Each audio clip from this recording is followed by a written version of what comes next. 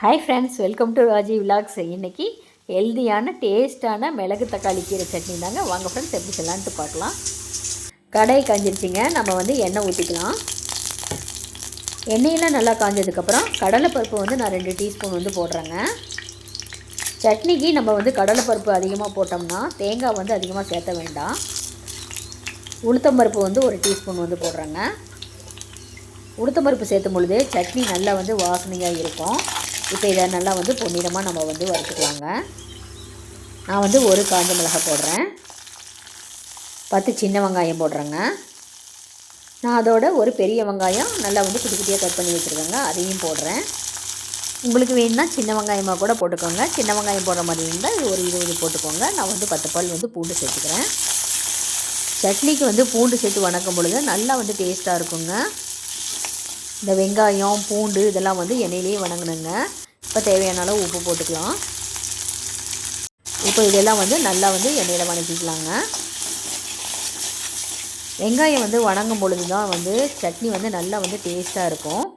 நான் 1 தக்காளி சேர்த்துறேன். அது பாருங்கள், பெரிய பெரிய துண்டாக தான் சேர்த்துருக்கேன். இப்படி சேர்த்தும் பொழுது தக்காளி அதிகமாக வணங்காதுங்க. இந்த தக்காளியில் இருக்க தண்ணியே போதும். சட்னிக்கு நம்ம தனியாக தண்ணி ஊற்ற வேண்டாம்.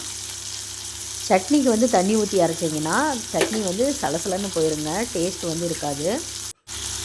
நான் இப்படி தாங்க செய்வேன். இப்போ நான் மிளகு தக்காளி கீரையெல்லாம் போட்டுக்கலாம். நல்லா ஃப்ரெஷ்ஷான மிளகு தக்காளி கீரையாக இருந்தால் சட்னி நல்லா டேஸ்ட்டாக இருக்குங்க. நீங்கள் மிளகு தக்காளி கீரை 1 கட்டு வாங்கினா போதுங்க, குடும்பமே நல்லா சாப்பிடலாம். இப்போ இதெல்லாம் நல்லா வணக்கி விட்டுக்கலாங்க. மிளகு தக்காளி கீரைக்கு கொஞ்சம் அதிக நேரம் வணக்கணும். இப்போ அந்த வெங்காயம் தக்காளி மிளகு தக்காளி கீரை எல்லாத்தையுமே நல்லா வணக்கி விடணுங்க. இப்படி வணக்கும் பொழுது இந்த வெங்காயம் தக்காளி எல்லாமே நல்லா வணங்கிடும். இதிலையே தக்காளியும் பாருங்கள் நல்லா வணங்குது பாருங்கள். தக்காளி உடையில அது பெரிய பெரிய துண்டாகவே இருக்குது பாருங்கள். வாரத்தில் 1 நாள்னாவது இது மாதிரி சட்னி செஞ்சு சாப்பிட்டிங்கன்னா நல்லா அந்த குடல் புண்ணெல்லாம் நல்லா ஆறுங்க.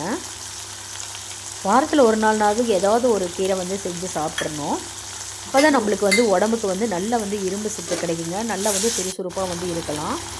இப்போ நான் 2 கீத்து தேங்காய் போடுறேன்.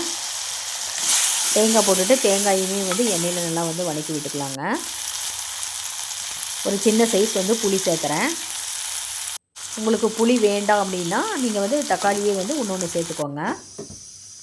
வணக்கி வச்சதெல்லாம் ஆறட்டுங்க. நம்ம அதுக்குள்ளார தாளித்து விட்டுக்கலாம். ஒரு கடாயில் எண்ணெயெல்லாம் காஞ்சதுக்கப்புறம் கடுகு போடுறேங்க.